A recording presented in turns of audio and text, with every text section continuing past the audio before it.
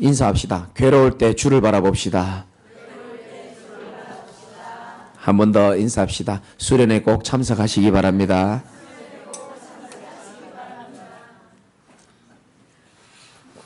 찬양 너무 좋죠? 저는 어제 어떤 찬양인지 확인하고 좀 거짓말 좀 보태서 한 100번은 들은 것 같습니다. 찬양 이제 설교 준비하면서 가사가 너무 은혜 되는 거예요. 괴로울 때 주님의 얼굴을 보라. 평화의 주님 바라보아라. 세상에서 시달린 친구들아 위로의 주님 바라보아라. 힘이 없고 네 마음 연약할 때 능력의 주님 바라보아라. 주의 이름 부르는 모든 자는 힘주시고 늘 지켜주시리. 할렐루야. 믿으십니까? 평상시에 하나님 바라보는 거 아주 중요하고 괴로울 때 하나님 바라보는 건 더 중요합니다.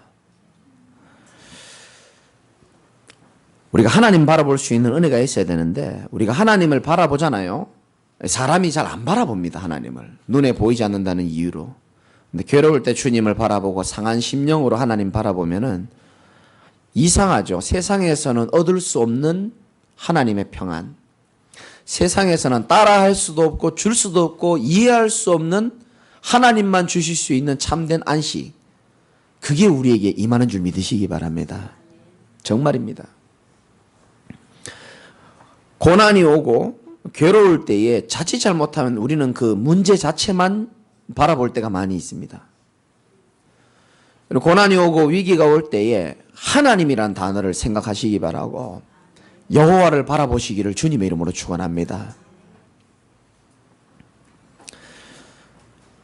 시편 73편 28절에는 여호와를 가까이 함이 내게 복이다 이렇게 말합니다. 이게 복인 줄 알아야 되는 거예요. 사람과 돈을 가까이 하는 것은 쉽지만은 여호와를 가까이 하는 것은 참 쉽지가 않습니다. 내가 주 여호와를 피난처로 삼아 주의 모든 행적을 전파하리다 이렇게 말합니다. 여러분 여호와를 가까이 함이 내게 복인 줄 믿으시기 바라고 주 여호와를 나의 피난처로 삼으시기 바랍니다. 여러분 힘들면 어디로 피하십니까? 나의 피난처는 어디입니까? 진짜 그리스도가 여러분의 피난처 되시기 바랍니다. 그럼 여러분 살아나게 되어 있습니다. 세상 친구이지만 오래된 제일 친한 친구 중에 한 명이 저에게 이런 말을 했어요. 내가 너를 10년간 지켜봤는데 너는 참 재수가 없는 친구다. 이렇게 얘기하더라고요. 아, 재수 없어 이게 아니고 운수 없다. 불신자들이 말하는 말로 운이 없다는 거죠. 재수가 없다는 거예요. 10년을 지켜본 제 친구가 예전에 저한테 그렇게 말했습니다. 왜 그러냐 보니까 이제 같이 뭐 이렇게 운동도 하고 뭐 스포츠도 하고 그러잖아요. 당구 쳐보신 적 있습니까? 당구를 쳐도 보면은 제가 늘 이렇게 좀 지가 볼 때는 재수가 없어 보였는가 봐요. 같이 식당을 가도요. 개인 차를 몰고 가지고 다 주차장에 차를 대고 내리면 개똥을 밟는데 꼭 이상하게 제가 밟아요. 실제로 그렇습니다. 지나가다가도요. 친구들끼리 가다가 비둘기 똥이 떨어져도 꼭 내 안경 위에 떨어지고요. 늘 친구 별명이 제가 별명이 재수 없는 친구였어요. 야, 닌 재수가 참 없다. 재수 없고 돈 없고 배경 없고 아버지 없고 지식 없고 능력 없고 계속 할까요? 이제 그러다 보니까 인생이 싫은 거예요. 막 힘들고. 눈에 보이는 좀 배경이 있으면 참 좋을 텐데 이게 없으니까 자꾸 이렇게 방황하고 인생에 대해서 불평불만을 계속 제가 토로하고 세상에 있는 방법으로 그 외로움과 답답함과 그 분노를 풀어나가는데 참 은혜죠. 이 자꾸 의지할 곳이 없으니까 이제 눈에 보이는 걸 의지하는 걸 자꾸 찾는단 말이죠. 근데 그게 의지할 걸 못 찾다 보니까 눈에 안 보이는 하나님을 서서히 의지하게 될 수밖에 없는 상황이 제게 오더라고요. 여러분 그게 복인 줄 믿으시기 바랍니다. 내가 의지할 게 너무 많고 기댈 게 너무 많다? 저는 그거 복 아니라고 생각합니다. 내가 의지할 게 많고 기댈 곳이 많고 많지만은 나의 참 의지요 나의 참 배경은 여호와 하나님인 줄 믿으시기 바랍니다.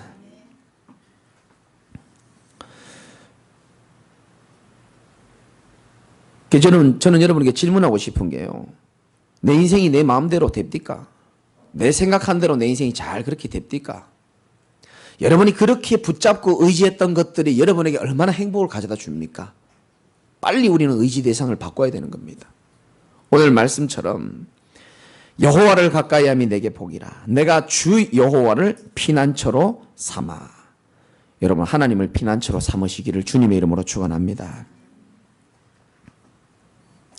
시편 73편 23절에는 내가 항상 주와 함께하니 주께서 내 오른손을 붙드셨나이다. 혹시 저처럼 배경 없고 돈 없고 의지할 곳이 없거나 한계를 만났다면 오늘부터 여호와를 피난처로, 그리스도를 나의 피난처로 새롭게 삼으시기를 주님의 이름으로 축복합니다. 사람들은 하나님이 보이지 않는다는 이유 하나만으로 하나님을 의지하지 않고 삽니다. 호세아 4장 6절에 보면 내 백성이 지식이 없어 망하는도다. 사람들이 망하는 이유는 세상 지식이 부족해서 망하는 게 아니에요. 여러분 요즘에 그 네이버나 유튜브 같은 거 검색해보면 모든 게 다 들어있어요. 맞잖아요. 네이버에 검색하고 유튜브에 내 고민 아무거나 치면요. 그에 대한 내용 잘 나옵니다. 그런데 내 백성이 지식이 없어 망한다는 것은 세상 지식이 아니고 하나님을 아는 지식이 없기 때문에 백성들이 망하고 있다라는 내용이고요. 지난주에도 말씀드렸지만 세상의 모든 만물은 제조자가 다 있습니다. 세상을 창조하신 분이 하나님이듯이 세상 모든 만물을 제조하고 만든 사람이 다 있는데 모든 만물은 그 제조의 목적에 따라 사용되어질 때 아무 문제가 없습니다. 제 말 맞다고 생각하십니까? 다시 말씀드립니다. 넥타이를 이걸 만들 때 만든 사람이 무슨 생각했겠습니까? 양복이랑 잘 어울리게 만들었을 거 아닙니까? 설계를. 이걸로 힘들다고 목을 매라고 있는 게 아닙니다. 제조 목적은 그게 아니에요. 농약을 제조했을 때는 병충해를 막고 농작물을 이 굉장히 중요한 역할을 하라고 했는데 힘들다고 그걸 마시라고 만든 게 아니에요. 모든 것은 제조 목적으로 쓰일 때 아무 문제가 없습니다. 하나님이 인간을 제조할 때 재료 자체가요 흙이고요 거기다 영혼을 집어넣기 때문에 인간 만들 때부터요 유일하게 동물에게는 없는 이 영혼을 주셔가지고 하나님이랑 함께하고 교제하도록 하나님이 그렇게 제조를 한 겁니다. 그러면 그 제조 목적대로 살아가는 거죠. 제조 목적대로 살 때에 인간은 가장 아름답고 가장 힘있고 가장 평안하고 가장 확신 있게 살아갈 수 있는 줄 믿으시기 바랍니다. 이 인간 제조 목적을 여러분 아셔야 돼요. 하나님이 제조할 때부터 창조할 때부터 나랑 교제하려고 하나님 만드신 거예요. 그런데 인간이 하나님 보이지 않는다는 이유로 하나님 떠나서 하나님 필요 없다라고 말하고 눈에 안 보이는 하나님보다는 눈에 보이는 돈, 눈에 보이는 사람, 눈에 보이는 성공을 따라간 겁니다. 그래서 이 땅에 지금 많은 영적 문제와 있고 하루에 40명이 자살하고 전 세계적으로 복음을 잃어버리고요. 나라별로 국가별로 지역별로 수준과 색깔은 다 다르지만 하나님 떠난 문제 속에서 여러 가지 어려움을 당한단 말이죠. 제 차가 자꾸 어느 날 가다 보니까 소음이 들리는 거예요. 오르막길 올라갈 때 힘이 딸리고요. 차 바꿔달라는 얘기 아니니까 걱정하지 마시고요.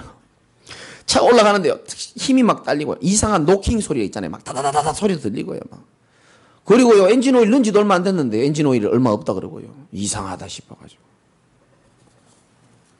그래 가보니까 어느 날 그 편지가 하나 왔는데 회사에서 제 차가 이게 그 뭐라 그러죠? 리콜 대상이라고. 검사해보라는 겁니다. 차에 엔진 오일이 새 나가는 것들이 있으니까 한번 검사해보라 그러더라고요. 그래서 내가 검사해보니까 이거는 이 차를 계속 몰아서는 안 된다 그러더라고요. 그래서 엔진을 새로 바꿔주겠다는 겁니다. 그래서 이번 주에 한 9시간에 걸쳐서 엔진을 새로 바꾼 겁니다. 쉽게 말하면 사람으로 말하면 심장을 새로 바꾼 거죠. 사람도 아닌데요. 10시간 동안 수술 받는데 차가요. 애처롭기도 하고요. 혹시 무슨 문제는 안 생길까? 수술은 잘 될까? 차도 그렇더라고요. 한 10시간 뒤에 전화가 오더니 이제 저한테 그 문제 있는 엔진을 설명을 해 주더라고요. 제가 고등학교 때 공부하기 싫어가지고 사실은 부끄러운 고백이지만 자동차 정비 배우러 간 적이 있거든요. 그래서 엔진을 제가 조금 압니다, 사실은. 엔진을 설명하는 겁니다. 이 실린더가 있는데 여기에 왔다 갔다 하면서 부식이 돼가지고 이게 막 파열이 돼가지고 이 사이로 엔진 오일이 엄청 샌다는 거예요. 그리고 노킹 소리도 들리고 여러 가지 차에 문제가 많았거든요. 그래서 이 엔진을 드러내고 새로운 엔진을 이제 넣었다 그러더라고요. 그래서 이제 새 차가 됐습니다. 저도 새 차가 됐는데 소리도 안 나고 차도 얼마나 부드러운지 몰라요. 저는 모든 육신적으로 일어나는 내 삶의 일들이 나는 하나님의 뜻과 계획이 있다고 생각하거든요. 영적으로 가만히 보니까 아, 이게 바로 복음이랑 똑같구나. 많은 사람들이 제 차 껍데기는 멀쩡합니다. 깨끗합니다. 하얗고 깨끗한데 보이지 않는 그 속, 내부 엔진, 거기에 문제가 가지고 오일이 계속 새나가고 소리가 나고 소음이 들리는데 껍데기만 보면 몰라요. 여러분 지금 많은 사람들이 껍데기는 화려하게 꾸미고 다닙니다. 속은 보이지 않습니다. 엔진이 고장나가지고 오일이 새고 소음이 생기는 것처럼 지금 모든 인생이 제가 볼 땐 그렇습니다. 성경의 눈으로 볼 땐 그렇습니다. 하나님을 떠나가지고 이 영혼이 고장이 나가지고 뭐가 질질 새는 겁니다.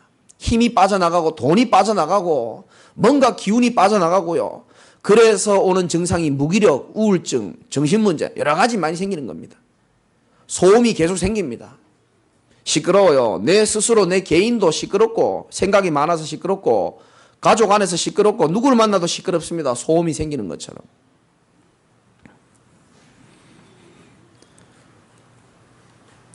저는 그런 생각이 들었어요. 그래, 맞다. 문제가 있는 차들은 전부 리콜 대상인 것처럼 하나님을 떠난 모든 사람들은 영적으로 리콜 대상인 줄 믿으시기 바랍니다. 다 불러들여야 됩니다, 회사로. 문제가 있는 차는 회사로 다 불러들여야 되는 것처럼, 공장으로 불러들여야 되는 것처럼 하나님을 떠나서 문제가 있는데도 문제 있는 줄 저는 모르고 살았다니까요. 제 차가. 사람들도 똑같습니다. 차가 굴러가니까 문제 없는 줄 알듯이 그냥 밥 먹고 살고 살만하니까 지금 내 인생에 문제가 없다라고 생각하는 사람 참 많습니다. 아닙니다. 리콜 대상입니다. 차가 고장나면 차를 만든 회사에서 가장 잘 고치듯이 인간이 고장날 때는 인간을 만드신 하나님이 제일 잘 고칠 줄 믿으시기 바랍니다. 그래서 하나님께 나아가야 되는데 하나님께 나아가는 방법을 모르고 하나님께 나아가려고 하니까 죄라는 큰 담이 막혀 있단 말이에요. 우리 인간이. 나아가는 길도 모르고 나아갈 수 있는 방법도 없단 말이죠. 왜? 죄라는 담이 꽉 막고 있어요. 그래서 누군가는 이 죄 문제를 해결해 줘야 되는 겁니다. 여러분, 예수님이 왜 십자가에 피 흘리시고 돌아가시고 부활 사건이 일어났냐면은 우리가 절대로 해결할 수 없는 이 죄 문제로 인해서 고통받는 저주와 재앙의 문제를 예수님이 우리를 사랑하셔서 해결하시기 위하여 십자가 사건을 치르신 줄 믿으시기 바라고요. 그 예수 십자가 사건이 여러분의 사건이 될 때에, 그 사건을 여러분이 믿고 받아들일 때에 하나님께로 갈 수 있도록 죄의 담이 다 무너지고 마음껏 하나님께로 나아갈 수 있는 축복이 열리는 줄 믿으시기 바라고요. 진짜입니다. 엔진 바꾸듯이요. 여러분 인생이 예수 그리스도로 인하여 새로운 피조물이 되시기를 주님의 이름으로 축복합니다. 단 한 번의 예배로 사람이 바뀔 수는 없지만은 정말 말씀을 하나님의 말씀으로 붙잡는 자는요, 하나님이 지금도 성령으로 역사하실 수 있는 분인 줄 믿으시기 바랍니다. 자동차가 리콜 대상이면요, 차가 더럽든지 차가 찌그러졌든지 차가 냄새나든지 아무 상관없어요. 누구든지 오면 엔진 바꿔주는 것처럼 내 인생이 아무리 힘들고 아무리 더럽고 아무리 추접하게 살고 아무리 내가 문제 있는 인생이라 할지라도 하나님의 리콜 대상인 줄 알고 주님께 나온다면은 주님이 그거 묻고 따집니까? 안 따집니까? 안 따진다니까요. 누구든지 주의 이름을 부르는 자는 구원을 받는 줄 믿으시기 바랍니다. 누구든지 아무리 내 인생이 찌그러지고 아무리 문제 있다 할지라도 예수의 피로 깨끗하게 되어지는 줄 믿으시기 바랍니다. 다시 말합니다. 여러분 주변에도 말해 주셔야 됩니다. 네 인생이 지금 잘 굴러가고 있다고 생각하냐? 자동차하고 똑같아요. 굴러간다고 이게 다 괜찮은 게 아닙니다. 엔진 오일이 계속 새고 있는지도 모르고 엔진이 계속 마모되는지도 모르고 그냥 계속 열심히만 달립니다. 창문 열고 휴가차라고 막 달립니다. 아닙니다. 리콜 대상입니다.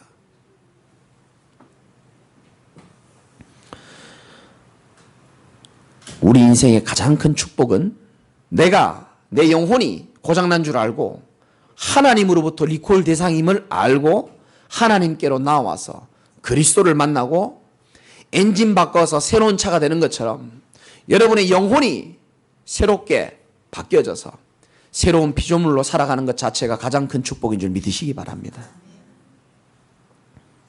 그래서 당신이 새롭게 됐다라고 도장을 찍어주는 것을 보고 오늘 강단 말씀 인침을 받은 자라는 겁니다. 옆에 분 한번 축복합시다. 당신은 인침을 받은 자입니다. 여러분 오늘 제목이 인침을 받은 자라면서요 잘 만들었죠. 우리 청년들이 도장 딱 찍은 것처럼 잘 만들었잖아요. 어째 알고. 여러분 돼지 아시죠? 돼지도 등급이 다 틀려요. 제가 좀 설명해 줄까요? 95kg에 뭐 있어요. 육질 부드럽고 이러면 그것을 A, B 다 있습니다. 등급. 내 도장이 뭐가 찍힌냐에 따라 내 가치가 달라져요. 여러분들은 예수 그리스도의 도장이 찍힌 줄 믿으시기 바랍니다. 에이 목사님 그런 말이 어디 있습니까? 성경에 있어요. 14장 1절 한번 찾아봅시다. 계시록 14장 1절. 찾으신 분들 다 같이 한번 읽어볼까요? 시작. 또 내가 보니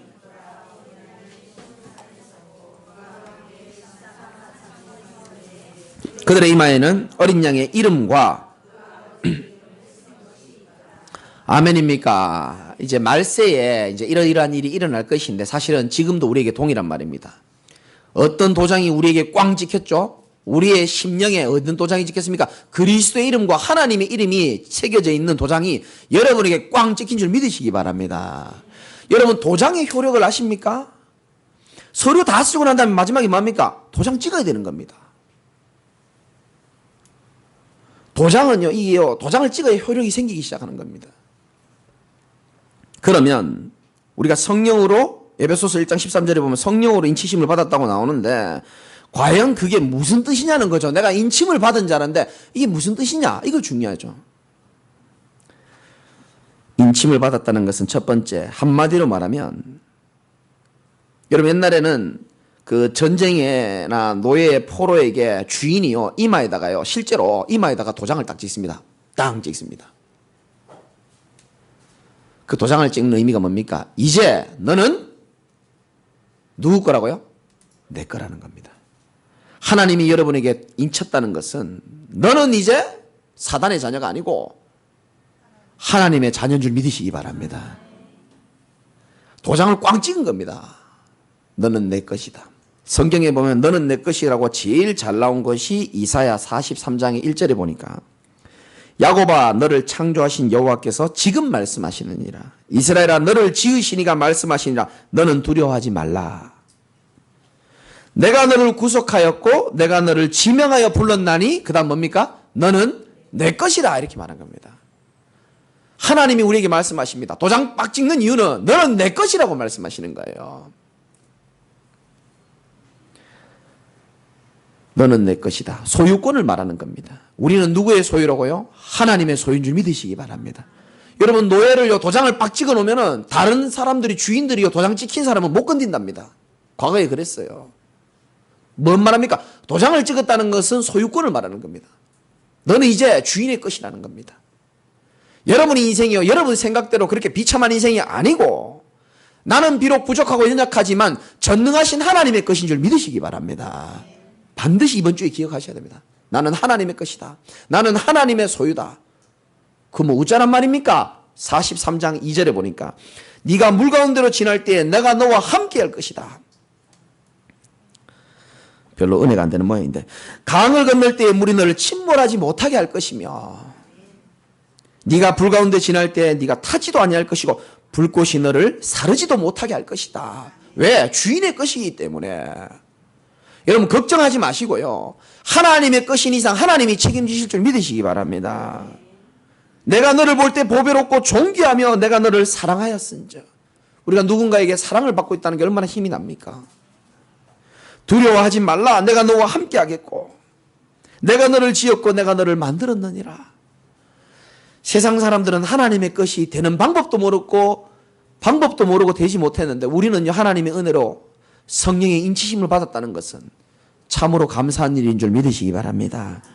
두 번째, 인친다는 것은 보호권을 말합니다. 아까는 너는 내 것이다 그랬다면 이번에는 내가 너를 반드시 지킨다는 것입니다. 도장을 찍었으니까 지켜줘야 될 거 아닙니까? 여러분, 서류도요, 도장을 찍은 거는 지켜줍니다. 계시록 9장 4절에 보면 이런 말씀이 있습니다. 그들에게 이르시되 땅의 풀이나 푸른 것이나 각종 수목은 해하지 말고 오직 이마에 하나님의 인침을 받지 아니한 사람들만 해하라 하시니라. 즉 하나님의 인침 받은 자들은 천년왕국이 오고 말세가 올 때에 하나님이 어떻게 하겠다고요? 보호하시겠다는 약속입니다. 도장 찍힌 자들은 빼라는 겁니다. 재앙에서 내가 보호하고 지키겠다는 겁니다. 여러분이 도장 파서 안 찍어도 됩니다. 그리스도를 믿는 자, 하나님의 인침을 받는 줄 믿으시기 바랍니다. 성령으로 인침을 받는다 그랬거든요. 하나님의 보호 속에서 우리는 살아갈 수 있는 존재임을 여러분이 꼭 믿으시기 바라고, 그러면 구체적으로 어떻게 보호하느냐? 7장 14절 같이 읽읍시다. 시작. 내가 말하기를 내 주여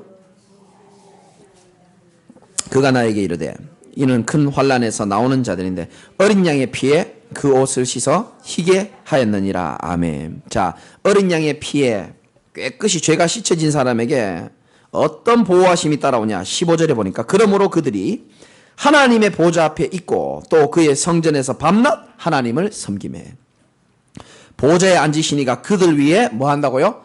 장막을 치시겠다. 하나님의 보호의 그늘 안에 있게 하겠다는 겁니다. 참 고맙잖아요. 16절에 힘든 분들만 다 같이 한번 읽어봅시다. 시작. 그들이 다시는 줄이지 아니하며 목마르지도 아니하고 해나 아무 뜨거운 기운에 상하지 아니하겠다라는 거예요. 누가 인침받은 자에게 주시는 축복이고 약속입니다. 저는 이게 너무 은혜되는 거 있죠. 다시는 굶주리지 아니하고 목마르지도 아니하고. 저는 복음 모르고 하나님 못 만났을 때 목말랐어요. 세상의 음료수로 세상의 물로 내 목을 죽이고요. 그런데 또 목마른 거 있죠. 사마리아 여인처럼 사람으로도 인기로도 돈으로도 술로도 아무리 목을 채워도요 안 채워지는 거 있죠. 근데 이제 영원한 생명 주신 예수 그리스도를 만나다 보니까 영원히 목마르지 않는 축복을 저와 여러분이 누리고 있는 줄 믿으시기 바랍니다.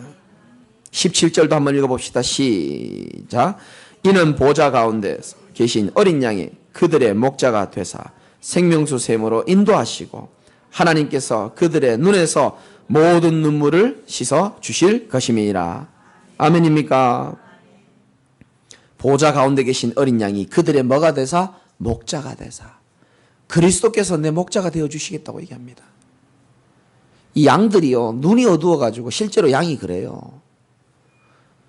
똥인지 된장인지 모르고 그냥 막 삽니다. 자기 생각대로. 그래서 양은 반드시 목자가 필요합니다. 여러분, 우리가 양이거든요.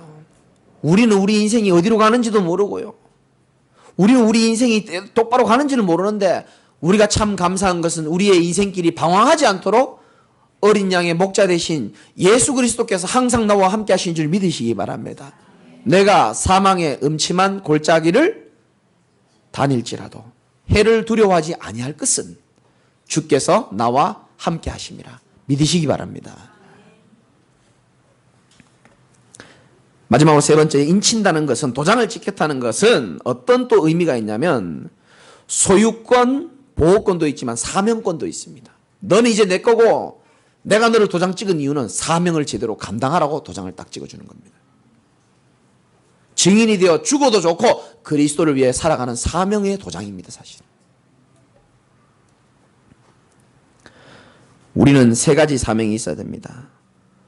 첫 번째, 뭔 대단한 일 하려고 하지 말고 다른 사람 이전에 여러분 자신입니다. 내가 어떤 일이 있어도 흔들리지 않고 끝까지 그리스도의 복음 운동에 쓰임 받는 것이 첫 번째 사명입니다. 사실은 제가 성경을 읽어보니까 바울의 제자 중에서도 잠시 쓰임 받는 사람들이 있더라고요. 신구약 할 것 없이요 잠시 쓰임 받는 사람들이 있어요. 나 그 사람들이 제일 안타까워요. 이 어마어마한 축복의 복음 안에 있어야 되는데 이 축복인지는 모르고요. 바울의 제자 중에서도 대마라는 사람은 세상이 좋아서 떠나가 버리고요. 돈이 좋아서 떠나가 버리고요. 구약 성경에도 분인나 같은 사람들이 있죠. 잠시 쓰임 받고 성경이 더 이상 나오지도 않아요. 다른 사람 그릇 키워주기 위해서 쓰임 받는 사람들이 있어요. 그 역할만 감당하고 끝. 얼마나 인생이 비참합니까? 저와 여러분들은 그리스도 안에서 끝까지 흔들리지 않고 복음의 대열에서 승리하시기를 주님의 이름으로 축원드립니다. 또 무슨 사명이 있습니까? 오직 복음 전할 교회를 세우는 내 하나님의 성전의 기둥이 되는 사명을 여러분 가지시기 바랍니다. 얼마나 귀합니까? 내가 귀하다는 말이 아니고요. 복음 가진 교회가 귀하고 우리 동역자들이 얼마나 귀합니까? 하나님의 모든 관심은 지금 어디에 있는지 아십니까? 꺼져가는 희미해져가는 이 복음의 불씨를요. 하나님 살리기를 너무 원하시는 겁니다. 지금 종교다원주의 시대고요. 종교 통합 시대고요. 아무거나 믿으면 된다라고 이야기하고요. 제가 다 얘기를 못하겠습니다. 지금 그런 시대입니다. 사실은. 그런 시대에요. 오직 예수만 믿어야 되고 오직 그리스도만 답이라고 말하는 교회에 여러분이 앉아있다는 자체가요. 여기 얻어걸린 것 자체가 하나님의 큰 은혜인 줄 믿으시기 바랍니다. 또 무슨 사명이 있냐? 세 번째 사명은 오직 현장에 빛을 발하는 전도자로 동역자로 보호자로 쓰임받을 도전을 여러분 하시기를 주님의 이름으로 축원합니다. 현장에요. 이 답만 말해주면 살 수 있는 사람 많이 기다리고 있습니다. 그래서 여기 만난 사람도 많잖아요. 그건 수련회 때 제가 또 말씀드리기로 하고. 혹시 요한계시록에 보면은 여기 조금 이해 안 되는 단어가 하나 있죠. 7장에 보면은 무슨 단어가 있습니까? 얘기해 보세요. 괜찮습니다. 인침을 받은 숫자가 몇 명입니까? 아니, 다 합친 거. 성경책에 보면 7장에 파란색으로 글자 적혀 있죠.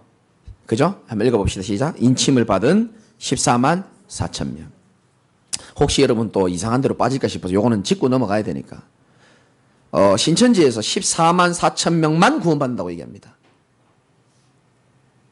왜냐하면 성경이 적혀 있으니까. 답답한 소리죠. 성경은 히브리인들은요, 때로는 이게 문자적으로 해석해야 될 것이 있고, 문학적으로 해석해야 될 것이 있고요. 너무 어려우니 설명 다 못하겠고, 어쨌든 이게 문자적으로 그대로 해석하면 큰일 납니다. 14만 4천 명만 구원받는다고 했지 않냐? 이 숫자만 구원받는다고 신천지에서 가르칩니다. 그래서 사람을 모았는데 보니까 14만 명이 넘어버렸어. 15만 명이 모인 거예요, 한 번은. 그래가지고 신천지에서 어떻게 했냐면 현대종교에 그 기록이 나옵니다. 너무 많으니까. 아니 자기들이 구원받는 데가 왔는데 사람이 많아서 다시 뽑아야 되는데. 그래서 시험을 치기 시작한 겁니다. 300문제를 내가지고 성경고사 300문제를 내가지고 90점 이상 맞는 사람들만. 그래서 여기 있는 성경 그대로요. 흰 옷을 다 입고요. 실제로 그래요. 신천지 출신이 있잖아요. 없나? 흰 옷을 입고 흰 종이에다가요. 그 시험 300문제를 90점 맞는 사람만 다 통과하는 겁니다. 그래서 인침을 딱 주는 겁니다. 너는 이제 구원받았어. 그러다 보니까 시험 공부하다 뇌출혈하는 사람도 생기고요.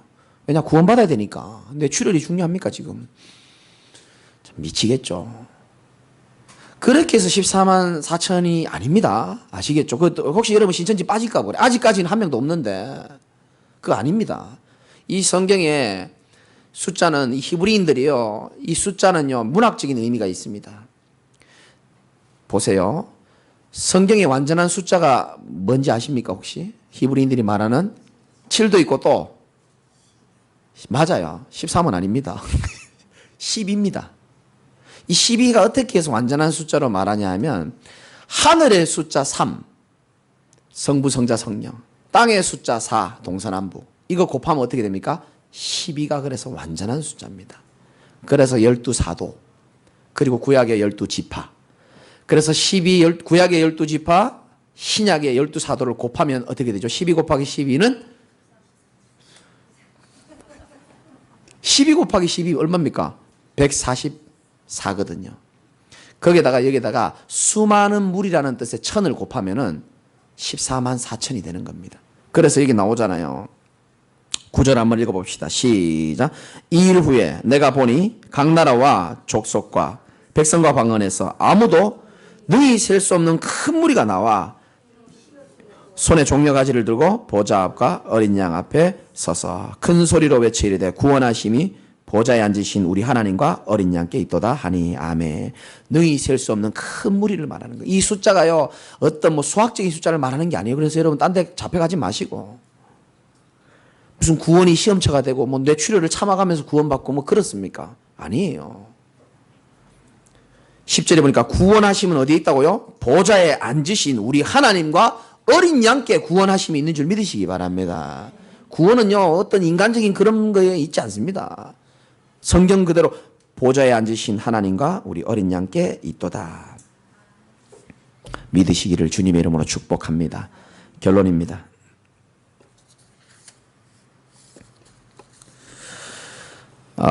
우리 성도, 우리 교회는 지금 못 나오시지만 여기 김필원 할머니라고 83세, 몸도 불편하시고 그래서 어디도 멀리 나가지도 못하시고 우리 아마 성도들 아시는 분들 계실 겁니다. 우리 조윤주 집사님이 이제 개인적으로 아시는 분인데 저한테 부탁을 했어요. 우리 할머니 남은 인생에 한 번만 콧구멍에 바람을 좀 식게 해달라고, 휴가 좀 가게 해달라고. 그래서 좀 좋은 곳에 있으면 한번 목사님이 좀 모시고 이렇게 같이 가서 뭐 좋은 말씀, 복음의 말씀도 전해주고 뭐 그런 의미겠죠. 그래서 이제 조 집사님하고 83세 된 우리 김필원 할머니 모시고 지난주에 제가 이제 인천으로 갔다 왔어요. 그 인천 전문가이신 목사님이 한 분 계시거든요. 이 목사, 인천에서 제일 멋진 바닷가 좀 얘기해봐라. 전화했죠. 이 친구가 뭐라 그러냐면, 형, 애인 생겼어? 이러면. 그래, 애인이 나이가 좀 많다. 애인들이 나이가 많은데 같이 좀 여행을 가려고 그런다. 좀 얘기해봐라. 그러니까 뭐 처녀 바위인지 뭐 어디 뭐 가르쳐 주더라고요. 그래서 애인 둘을 모시고 제가 제 차로 쫙 갔죠. 할머니 말씀하시더라고요. 내 주위에 사람이 이렇게 많은데 나를 한 번도 이렇게 밖에 바람 쐬자고 말하는 사람이 없다. 근데 마음이 찐한 거예요. 근데 그 일을 이제 조 집사님이 이제 해주신 거죠. 왜냐하면 이제 걸음도 잘 못 걸으시고 몸도 좀 안 좋으시고 그렇거든요. 그래서 쫙 가가지고요 차를 탁 대고요. 자기 너무 오랜만이라는 거예요. 이 밖에 바람 쐬는 거. 그 주차장에 차를 대고 집사님하고 할머니 이렇게 부축해가지고 바닷가로 이렇게 탁탁 걸어가셨죠. 할머니 딱 바닷가 도착하시든지 담배를 한 대 꺼내시더니 저는 담배 필 줄 모르는데 이래가지고 막 한 대를 다 피시면서 83년 동안 걸어온 인생을 생각하시는 것 같더라고요. 그리고 잠시 끄시더니 꽁초를 주머니에 집어넣고 다시 한 개를 두 개 딱 피시더니 하시는 말씀, 다 이루었다. 끝. 집에 갑시다 이러는 거예요. 근데 할머니 5분도 안 됐는데 1시간 동안 차 타고 가가지고 무슨 이런 휴가가 있습니까? 5분 딱 됐는데 다 끝.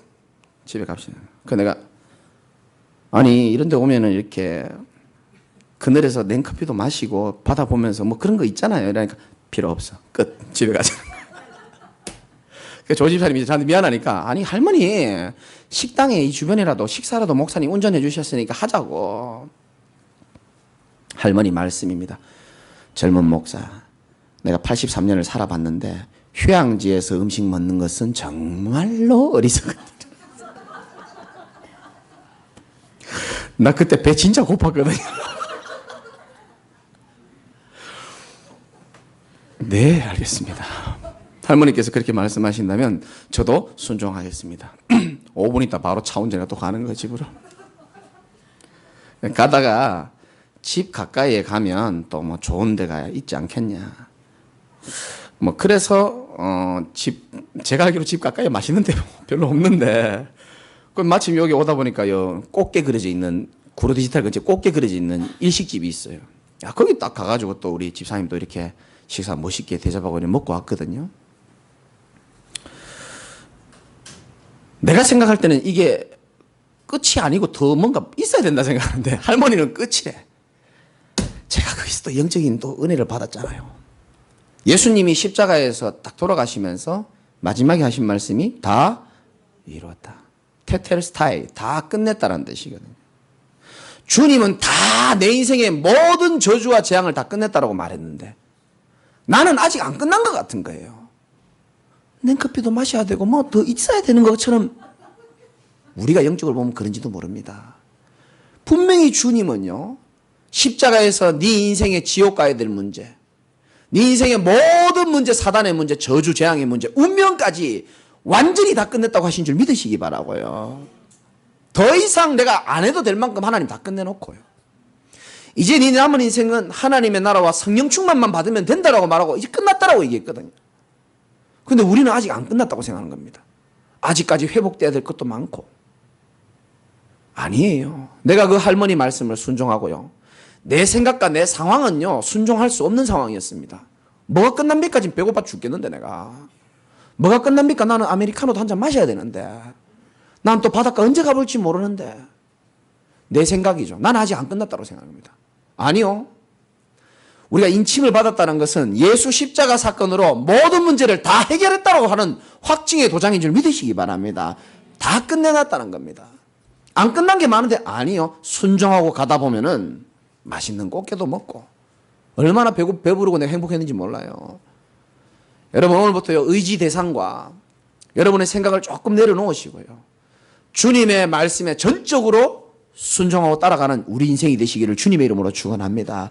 주님이 끝났다고 하면 끝난 줄 알고 가면 되고요, 하나님의 인도를 받으면 끝이 나는 겁니다. 여러분 도장을 받았다는 말은 내 인생의 모든 문제를 끝냈다는 말도 맞지만 너는 이제 그리스도의 사람이다. 네 생각과 네 마음대로 살아가지 말라는 겁니다. 네가 좀 배가 고파도, 네가 지금 목이 마라도 저처럼 아무 말 하지 말고 하나님의 인도를 잘 받다 보면은 하나님이 너의 모든 것을 채우시고 입히실 것을 믿으시기를 주님의 이름으로 축원합니다. 기도하겠습니다. 하나님 감사합니다.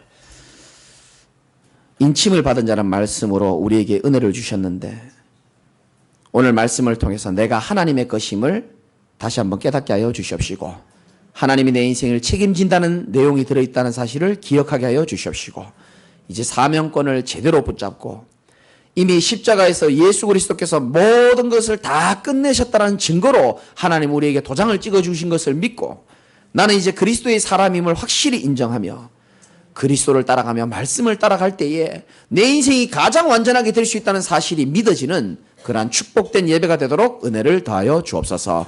예수 그리스도 이름으로 감사하며 기도드리옵나이다. 아멘.